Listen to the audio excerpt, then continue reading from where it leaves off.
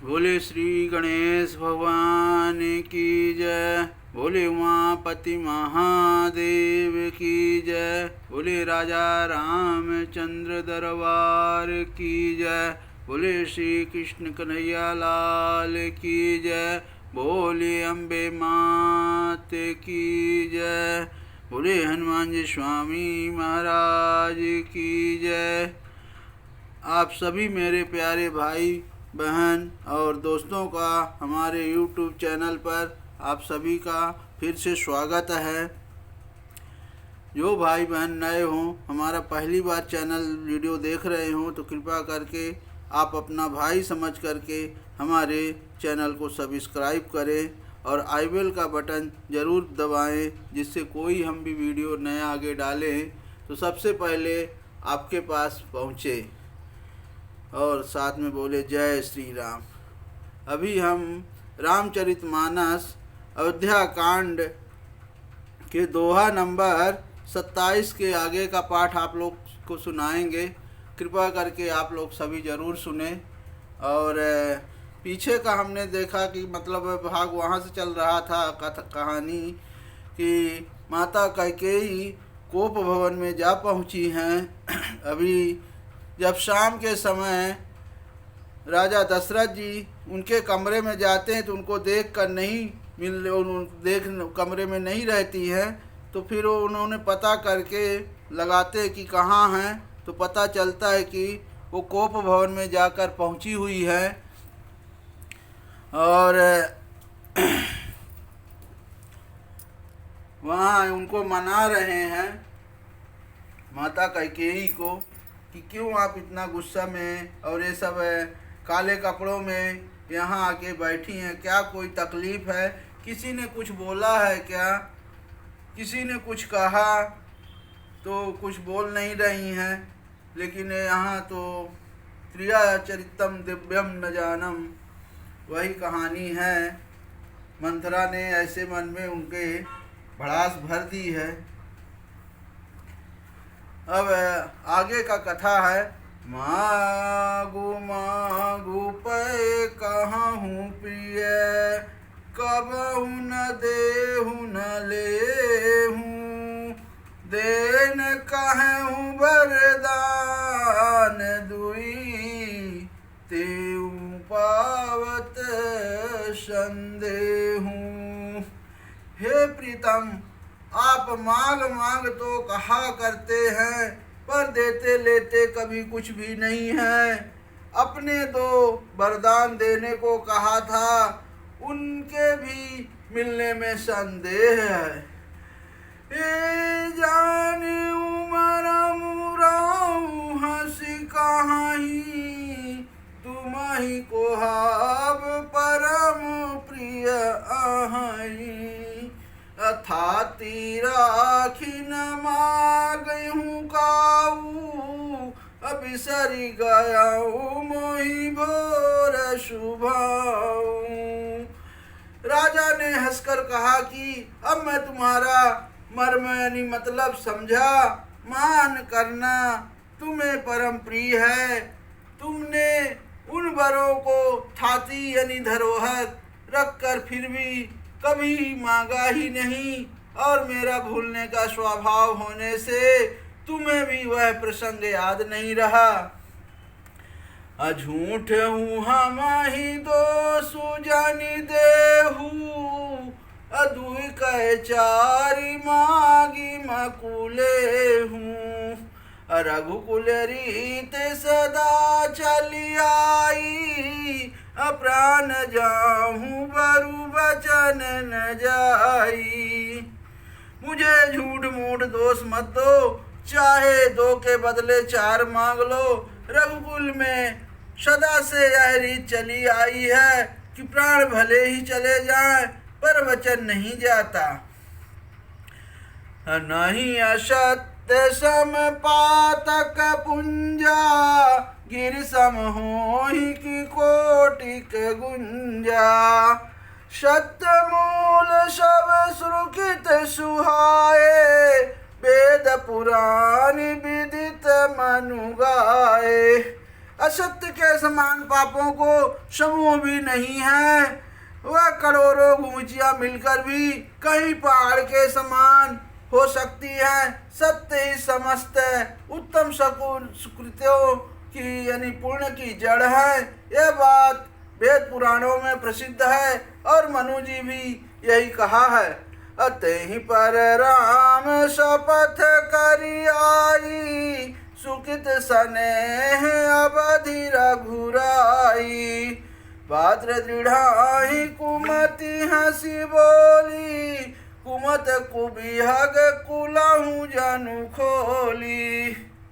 उस पर मेरे द्वारा श्री राम जी की शपथ करने में आ गई, यानी मुंह से निकल पड़ी। श्री रघुनाथ जी मेरे सुकृत पुण्य और स्नेह की सीमा है। इस प्रकार बात पक्की करके दुर्बुद्धि कैकेयी हंसकर बोली। मानो उसके कुमत बुरे विचार रूपी दुष्ट पक्षी यानी बाज को छोड़ने के लिए उस पर की कुलही आंखों पर की टोपी खोल दी। अभूप मनोरथ सुभग बनु, सुख सुविहंग समाजु। बिल्ल निजिम छाड़न चाहती, बचनु भयंकर बाजू। राजा का मनोरथ सुंदर वन है, सुख सुंदर पक्षियों का समुदाय है। उस पर भिलनी की तरह कैकेयी अपना वचन रूपी भयंकर बाज छोड़ना चाहती है। सुनहु प्राण प्रिय भवत जी का, देहु एक बार भरतहि टीका। अमागहु दूसर बर कर जोरी, पूर्वहु नाथ मनोरथ मोरी। अब माता कैकेयी अपना 2 वर मांग रही हैं और वर क्या मांग रही हैं? सुनहु प्राण प्रिय भवत जी का, देहु एक बर भरतहि टीका। अमागहु दूसर वर कर जोरी, पूर्वहु नाथ मनोरथ मोरी। वह बोली, हे प्राण प्यारे, सुनिए मेरे मन को भाने वाला एक वर तो दीजिए, भरत को राज तिलक, और हे नाथ दूसरा वर भी मैं हाथ जोड़कर मांगती हूँ, मेरा मनोरथ पूरा कीजिए। तब तापस वेश विशेष उदासी, 14 बरिस राम बनवासी। सुनि मृदु वचन भूप ही अशोकु, शशि कर छुअत विकल जिम कोकु। अब दूसरा वर अपना मांग रही है माता कैकेयी। वो बोलती हैं कि तपस्वियों के भेष में विशेष उदासीन भाव से, राज और कुटुंब आदि की ओर से भली भांति उदासीन होकर विरक्त मुनियों की भांति राम 14 वर्ष तक वन में निवास करे। कैकेयी के कोमल विनय युक्त वचन सुनकर राजा के हृदय में ऐसा शोक हुआ जैसे चंद्रमा की किरणों में स्पर्श से चकवा विकल हो जाता है। गया हूँ स्वामी नहीं कछु कहीं आवा, जानू सचान बन झपटे लावा। विवरण भयहु निपट नर पालू, दामिनी हने हूँ मनहु तरतालू। राजा सहम गए, उनसे कुछ कहते ना बना, मानो बाज वन में बटेर पर झपटा हो। राजा का रंग बिल्कुल उड़ गया, मानो ताड़ के पेड़ को बिजली ने मारा हो। जैसे ताड़ के पेड़ पर बिजली गिरने से वह झुलसकर बदरंगा हो जाता है, वही हाल राजा का हुआ। माथे हाथ मुदि दो लोचन, तनु धरि सोचु लाग जनु सोचन। अमोर मनोरथ सुर तरु फूला, फरति कर निज में हतहु समूला।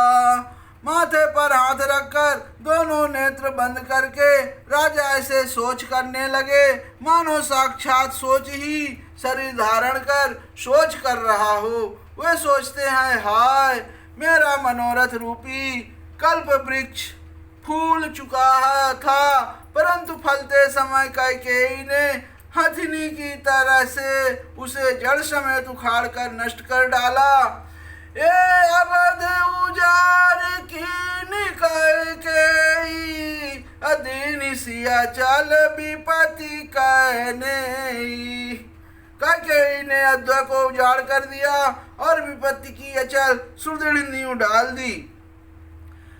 कवने अवसर का भयऊ गयऊ नारी विश्वास, जोग सिद्ध फल समय जिमी जतहि अविद्या नाश।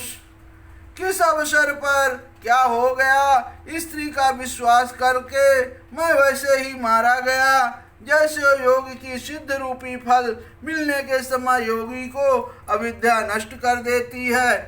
यही विधि राव मन ही मन झांखा, देखी कुभांति कुमति मन माखा। भरत की राउर पूत न होही, आने मोल बेसाही की मोही। इस प्रकार राजा मन ही मन झींक रहे हैं।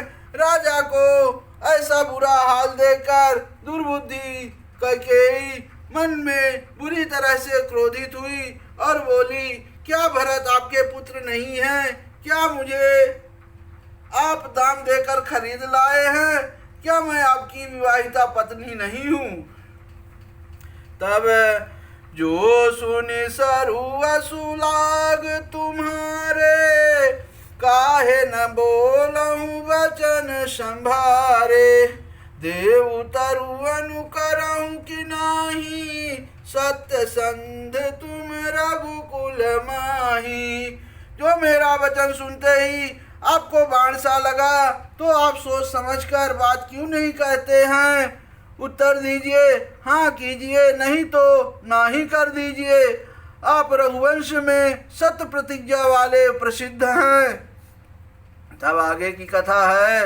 देन काहूँ अब जानी बारू देहूँ, तजहूँ सत्य जग अपजस लेहूँ। सत्य सराही कहूँ बारू दीना, जानहूँ ले मागी चवना। अपने ही वर देने को कहा था, आप भले ही ना दीजिए, सत्य को छोड़ दीजिए और जगत में अपयश लीजिए।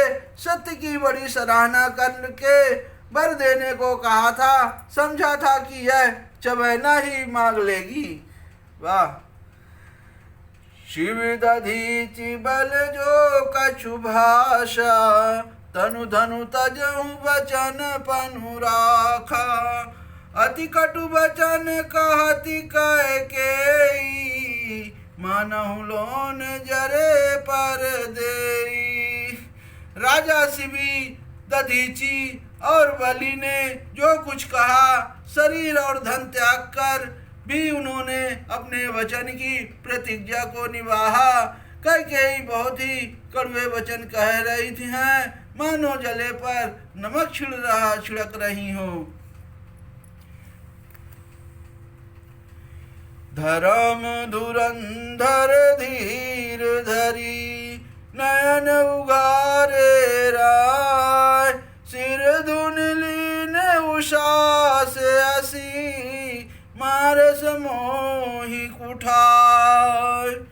धर्म की धुरी को धारण करने वाले राजा दशरथ ने धीरज धरकर नेत्र खोले और सिर धुन कर साथ लंबी सांस लेकर इस प्रकार कहा कि इसने मुझे बड़े कुठार मारा, ऐसी कठिन परिस्थिति उत्पन्न कर दी जिससे बच निकलना कठिन हो गया है। आगे दीखी जरत ऋषि भारी, मनहु रोष तरवारी उघारी। मूढ़ि कुबुद्धि दारु निठुराई, धरि कुबरी तसान बनाई। प्रचंड क्रोध से जलती हुई कैकेयी सामने इस प्रकार दिखाई पड़ी, मानो क्रोध रूपी तलवार यानी मतलब नंगी म्यान से बाहर खड़ी हो, और कुबुद्धि उस तलवार की मूठ है, निष्ठुरता धार है, और वह कुबरी मंथरा रूपी सान पर धरकर तेज की हुई है। अलखी महीप कराल कठोरा, सत्य के जीवन लई मोरा। बोले राव कठिन करी छाती, बानी सविनयता सुसुहाती। राजा ने देखा कि यह तलवार बड़ी ही भयानक और कठोर है, और क्या सोचा कि सत्य ही यह मेरा जीवन लेगी। राजा अपनी छाती कड़ी करके बहुत ही नम्रता के साथ उसने कैकेयी को प्रिय लगने वाली वाणी बोले। तब राजा जी क्या बोलते हैं, अप्रिया वचन कस कहाँ से कुंभाती, अभीर प्रतीत प्रीति करी हाथी। भोर मोरे भरत राम दुई आँखी, सत्य कहूँ करी शंकर साखी। हे प्रिय, हे भीरू, विश्वास और प्रेम को नष्ट करके ऐसे बुरी तरह के वचन कैसे कह दी हो। मेरे तो भरत और रामचंद्र दो आंखें अर्थात एक से हैं, यह मैं शंकर जी की साक्षी देकर सत्य कहता हूँ। हे अवश्य दूत मैं पठाइब प्राता, यही है बेग सुनत दो भ्राता। सुदिन सोधि सबु साजु सजाई, देहु भरत कहूँ राजू बजाई। मैं अवश्य सवेरे ही दूध भेजूंगा, दोनों भाइयों भरत शत्रुघ्न सुनते ही तुरंत आ जाएंगे। अच्छा दिन शुभ मुहूर्त शोधवाकर सब तैयारी करके डंका बजाकर मैं भरत को राज्य दे दूंगा। बोलिए श्यावर रामचंद्र की जय, बोले उमापति महादेव की जय, बोले कृष्ण कन्हैया लाल की जय, श्री लक्ष्मी नारायण भगवान की जय, अम्बे मात की जय, बोले हनुमान जी स्वामी महाराज की जय। ओम नमः पार्वती पतये, हर हर महादेव। जय श्री राम।